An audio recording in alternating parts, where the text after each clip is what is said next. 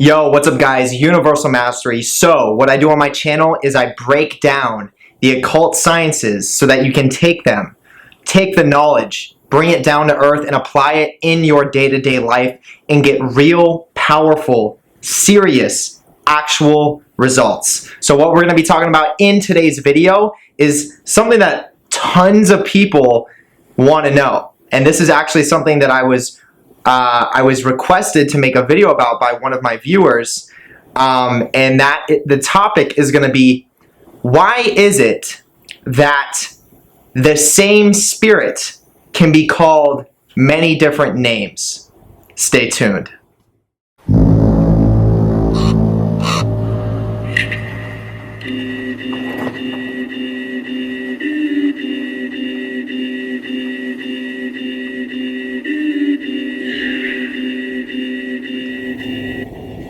Okay, so the first thing that I want to say about this topic, actually even before I say that, make sure you go and you check out my Patreon, okay? Make sure you go check out my Patreon, because what I'm going to be doing there is posting an exclusive video weekly that will not be on my YouTube channel, and it will be on my Patreon.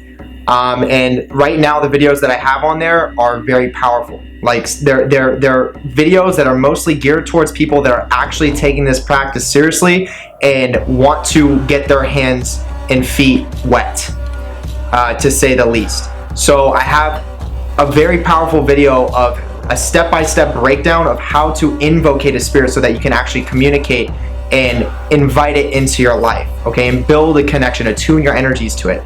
That is going to be on my Patreon. So in order to gain access to the exclusive videos and gain access to communicating with me whenever about the occult, go to my Patreon. The link is going to be the first link in my description, and you need to be a tier 2 or up. So tier 2, in order to join that, is going to be $9.95 a month, and it will be a repetitive payment. So that literally comes out to less than $1 a day if you actually do the math. So there's no reason why you shouldn't be able to afford that. And right now I want to give a special shout out to 2 of my top tier Patreon members. They are in tier 4, which is, you know, the tier level I named for it is called Advanced Practitioner. So what I'm going to be doing is a self-empowerment ritual for them specifically. So shout out to them for that. I'm going to put their name in the description as well. But this is the thing. Okay, so now that you know where to go for the Patreon, definitely go check that out. But this is the thing, going right into the topic of this video. Okay, so this is a question that I get asked so often, okay? Like, and it's not just me. I know it's not just me getting asked this question. This is probably, like, when it comes to the hierarchy of questions that a real occultist will get asked, this is probably one of the top 3 most asked questions and most thought about, you could say, ideas. And that, once again, that question is, you know, like, I'm working with this spirit, and this spirit, you know, I was reading something in this article, or I was reading something in this book, or I was listening to this person on YouTube or online, or I was reading a blog or whatever it was, and they mentioned the same spirit, and it's like that same spirit has the same attributes. It's like it's just called a different name, right? Like, have you ever had that experience where you're reading about one spirit, or you're studying about one spirit, you're focusing on one spirit, and then out of nowhere this other spirit's name gets mentioned, and it literally seems to have the exact same attributes or the same characteristics and very similar types of energy? Okay, so what I'm going to be doing is breaking down why that is. Okay, so this is it. The reason why a spirit can have different names but is literally the same spirit, it is the same energy, maybe because of the different names, and I'm saying maybe, but this is true, there is a little bit of a difference because of the different names, and the reason behind that is because the different names are coming from different cultures. The different names are coming from different collectives. So, for example, I'm going to paint an example. Let's say hypothetically, and I believe this to be true, but I'm going to paint a hypothetical picture for you guys. Let's say hypothetically Atlantis existed. Okay, Atlantis was known, and there's, I mean, obviously this is just surface layer stuff that I'm talking about. There is a lot of in-depth research that needs to be done on the ancient city of Atlantis, the ancient civilization of Atlantis, known to be the most ancient civilization that was one of the biggest and most long-lasting ancient civilizations.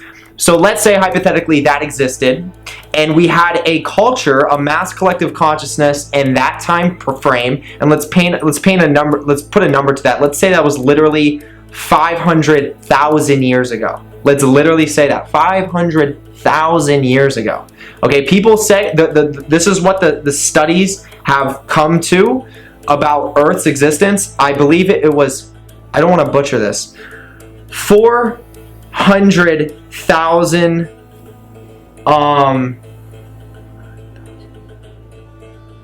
oh man, I don't want, it's escaping my mind right now, the exact number. I don't want to say the wrong number, but I have a video where I talked about how old Earth is. Okay, and that video is called the Alien Human Hybrid. Okay, and I put it in the comments about how old the Earth is. Okay, because I had mentioned it on that video, but I actually missed, I think I said, I missed one number to it, so it was off, but then I put it in the comments, the correct answer, because I remember I studied this, and I was diving into the studies of Atlantis, and I came to that knowing of how old Earth typically is. Okay, and I want to say it's 400,000, it's 400 million years old. I believe that is the number. Okay, but once again, let's bring it back to hypothetical speaking. So the moral of the story, the point is, Earth is old as fuck. Okay, in the bigger scale of things, it's not that old, but in the humanoid scale and in our way of perceiving, that's old as fuck. Okay, so let's say Atlantis existed 500,000 years ago.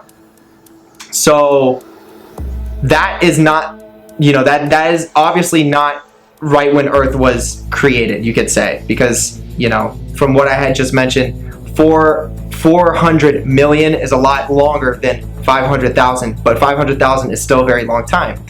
Okay, so during that time frame, let's say that there was a god worshipped, a spirit. Okay, they may not have called it a god back then. They may not have called it gods, and I personally believe they didn't. Okay, this is a now type of thing. This is a word that we use for now. A lot of that stems from the Christian religion. Okay, but let's say they had a name for that god, right? For that energy, for that spirit, for that daemon, divine intelligence. They had an energy for it. And the top elite level members in that culture, the ones that ran shit, the ones that got things done, the ones that created the structure, could be very similar to the government that we have now, or to some respect, and it also could have been very different. But there was a foundational energetic spirit that they honored, you could say. And that spirit, that deity, that daemon, God, had a specific name to them. Okay? They had a name for it. Okay? That civilization in Atlantis had a name for it. Okay? So now we have that understanding. Now let's move over to Egypt. Okay, so Egypt was known to have stemmed from Atlantis. So when the Great Flood came from the ice cap, this is very interesting stuff that I suggest you study. So what the studies show, and I got a lot of this from the research that Billy Carson has done, from Forbidden Knowledge with a 4, where there was these ice caps, these massive ice caps, and I mean massive, like massive. Massive enough that it can wipe out tons of land, like half the Earth. Okay, and then rearrange things. That massive. So from my knowledge, that's how the Great Flood actually happened on a real scientific level. It wasn't just some mystical water just came down and flooded everything, or the ocean just lifted up this huge. It happened from ice caps, massive ice caps that had melted very fast because the temperature changed so rapidly that it just caused them to melt exponentially fast. And because of that, it caused a massive, you can imagine, a massive tidal wave. You can imagine that. So with that happening, that culture got wiped out, so then Egypt stemmed from that culture. Okay, I'm sharing a lot on this video, okay? This is one thing that I love about making videos, and I think you guys like about my channel, is the fact that, you know, I talk about one subject, but I bring a lot of stuff into that one subject, so take it for what it's worth. But, so Egypt stemmed from after Atlantis. So a lot of Egypt's gnosis and teachings and understandings were Atlantis's prior understandings. There was the prior gnosis that Atlantis had that was passed on to those people that survived through, you could say, the flood of Atlantis, or at least the generations that survived after that flood. There were still some people that survived, and within time there was a new civilization that was created, which is now Egypt. So Egypt may have very well connected, and this is true, they have connected with another type of divine energy. This is something that we do as human beings, as the creatures that we are. We carry divine energy in us. And what do I mean by that? When we think of creator source, and I'm going to make a video on creator source after this one, okay, because it's very important to understand that. But when you think of creator source, that what does that mean? There really is an energy behind all other energies. Let's call that creator source for now, okay? You can imagine this big light behind me, coming from the light that's illuminating my face, as the creator source. So this big light is symbolic of the creator source, and it is shining. It is providing the energy for everything to exist, okay? And emanations of that creator source are represented through spirits. They are represented through us as the humanoids, or the beings that we are. And what are we? We are both human vessel, we are human being, and we are a part of that creator source energy, that divine intelligence within our own right. So with that being said, this is always going to be a part of evolution and a part of our cultures and our new societies and our new mass collective consciousnesses. This is going to be a part of evolution within itself, is the fact that we will always be in touch with something that is outside of ourselves yet inside of ourselves at the same time. Okay? So with that being said, we have Egypt, and now Egypt is now connecting with an energy that was very similar, almost exactly identical to the same energy that was being worshipped in Atlantis. Let's say hypothetically that energy that they were worshiping in Atlantis was known as, and we like fill in the blank, like make up a name. Like you could literally make up a name. Now I obviously could go more in depth and then pick actual names from Atlantis, but I want to do more studying on that before I just throw out a name, because I don't want to say something that's off. So, you know, we're gonna make up a name like Ashkla. Okay, let's say their god, the god that they worshipped was Ashkla. Okay, Ashkla. And now Egypt is now connecting with a spiritual energy that is very similar, called Thoth. Right? Let's call it Thoth. Okay, they're connecting with an energy called Thoth, because I'm sure you guys are very familiar with Thoth. And that energy, the Thoth, is the same energy as the Ashkla from Atlantis, but it is called a different name. So in our today's society, I can channel a sigil, I can draw a sigil, a symbol that will connect me to that spirit, right? That will connect me to that intelligence. But that intelligence is not just from Egypt. That intelligence was known by many other names. Ashkla. Names before that. So in today's time, let's say I start reading a book, and it's from one of my favorite authors, right? And that book mentions Ashkla, but no one else really talks about Ashkla, but this author's talking about it. And from what this author is talking about, everything seems to be lining up very similarly with Thoth, who I am very familiar with Thoth as a spirit that I personally worked with. Have you ever had that experience where you're reading a book and then you're realizing this entity is giving me this feeling that is very similar to this one that I feel like I already know and may have a connection with? Okay, especially if you are practicing this art, you will know, you will have experienced that, where you have worked with a being. Now you're reading, you're studying, you're gaining more knowledge, and then you come across another being, and you're getting this intuitive feel. It's like, I feel like I already know this being. Why is that? Because that being could have been the same energy that was worshipped in a different culture. Okay, we're talking about today's time, so all the way back to up to 500,000 years ago and beyond, of deities, energies that existed since Earth was created, since Earth was here, since the first humanoid was here, since the first being was here. And we've always been connecting with deities. This is part of the human nature, is to use the imagination to create an entity, to interact with. Okay, once again, you got to check out the video that's on Creator Source, because I'm going to be making it after this. It's going to be a very powerful video that's going to add a lot of complementary benefits to this video. But that's the goal, is to come to that understanding, that realization that, oh, this could very well be the same deity, and it's because it was worshipped in different cultures by different names. Okay, so I hope that gives you a lot of clarity. Now the question might be, okay, well, why did you say that they might be a little bit different? Okay, because if one culture calls it this name and this culture calls it that name, but it's the same energy, why would you say it could be a little bit different? Because remember what I'm saying, the humanoid beings that we are, as a mix, we are not just humanoid, we are creatures. Literally, we are creatures. We are part of that divine energy. We carry God in us. We carry source energy in us. We carry all potential and power in us.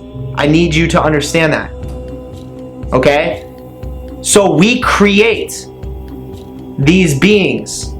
We create the way that we see them. Now, a lot of these beings that are like, let's say, for example, like Lucifer, Belial, Hecate, a lot of these known beings, they're already created. These are already powerful on their own, intelligent beings that have already been created. Because of, I can't give you a number. Who knows how long ago a creature like this, it could have been a reptilian, it could have been whatever the fuck it was, some alien type looking humanoid vessel. It was a vessel. It was on some form of physical existence, but it also carried the same attributes that we have, where we can create with our mind, with our imagination. And these beings like Lucifer, Hecate, Belial, Tiamat are so ancient, but they have been empowered and essentially created before by some other type of being. And we don't, that's the big, path of uncovering this knowledge, is figuring out how far back can it go? Where did exactly these beings, like when I talk about Tiamat, when I talk about Hecate, these are ancient as fuck. Like, this is going so far back, I can't tell you. I can't. That's what I know. Okay, this is what, like, that's a whole nother, like, path working within itself. And I will do my best to figure these things out later down my path, but I'm focused on different things right now. But, that's the moral of what I'm saying, is that those beings are already created. Okay, and it goes so far back. So when you tap into that type of energy, you're getting a very similar energy as what somebody else that's trying to tap into that same energy is going to get.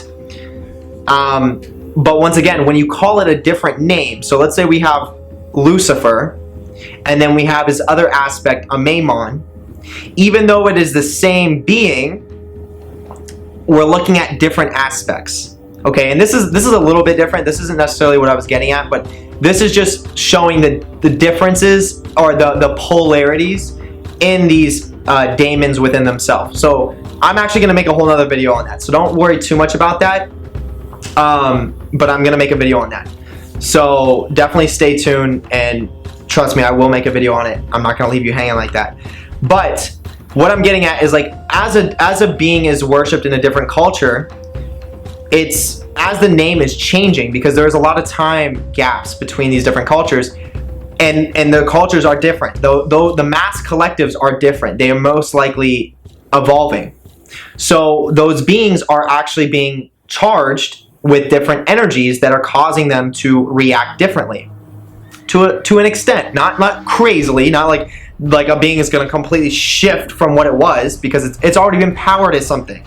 It's already been worshipped as something important. So it's still going to maintain that importance. It's still going to maintain that frame, but it's going to be changed a little bit. So if I have this culture that's worshiping Ashgla in Atlantis, and they worship him as the God that brings full abundance and finance and peace and love and joy and happiness, and then it moves down to Egypt and they're more aggressive and they're like, okay, we know he brings love, he brings peace, he brings finance, he brings abundance, but we also need him to bring war. We need him to bring victory. We need him to bring strength. They can program that into that deity.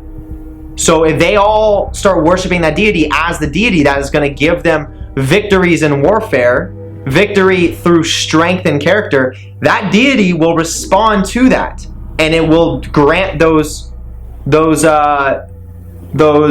intentions, if you will. So that is the answer, guys. I hope this could clear up a lot for you. I know this is a question that so many people had, and I remember when I had this question too. And yeah, I mean, I definitely hope this could offer value. So make sure you go and you hit the like button, hit the subscribe, hit the notification bell as well. Make sure, once again, you go and check out the Patreon. I have exclusive content, and you will be able to gain access to conversate with me whenever about the occult. Drop down to the link below that. It's going to take you to my Streamlabs merch, where I have powerful Hecate sigils on shirts. Okay, you place your order, they will ship it straight to your door. And I will be making different types of merch. I'm waiting to do that because, you know, I got some workings in progress right now for like what kind of designs that I want to create. And just to give you guys a little bit of a hint, I want to make a shirt that revolves around Santa Muerte. And this is also a little bit of a sneak peek into what some of the workings that I've personally been doing as well. And I do have a little bit of an experience with Santa Muerte, and I'm continuing to grow it. I'm not going to put out any content yet because I want to strengthen that experience. I want to strengthen my connection with Santa Muerte before I even go into that. But once again, you can order your Hecate sigil shirt. Very powerful sigil. I mean, extremely powerful. And then they will ship it right to your door. As I said, go to the link below that. It's going to take you to my Facebook community. As soon as you go to the Facebook community, there's going to be a pinned link that says private group. You click it, it'll take you to the private Facebook group. You request to join that, I will add you in. And the goal is to get a bunch of people that are, you know, occult practitioners, or at least interested in the cult, and, you know, just have some, you know, great realizations that we can come to, and it will evolve later down the road. So right now, as you guys know, if you're already on that group, I'm not that active in it. I am sometimes, but this is more of a longevity thing. So get into the group. I will check it every now and then. I'm going to add people in, and later down the road, I'm going to be very active with that group. Okay, I'm going to be doing, you know, workings with that group. I'm going to be connecting with people in that group. And I'm going to be putting extra, you know, like quotes and extra things on that group. Okay. So now it's just, I'm trying to build it up, and then I will be active on that group later down the road. So it will grow with momentum. My goal is to, once again, make it like a community so that other people that are like-minded can come together. Okay. And then I'll be the moderator of it. But yeah, other than that, that's going to wrap it up. I love you guys, and I hope you have a great rest of the day or night wherever you are, and I will see you on the next video. Make sure you stay tuned because it's going to be about the source. Peace.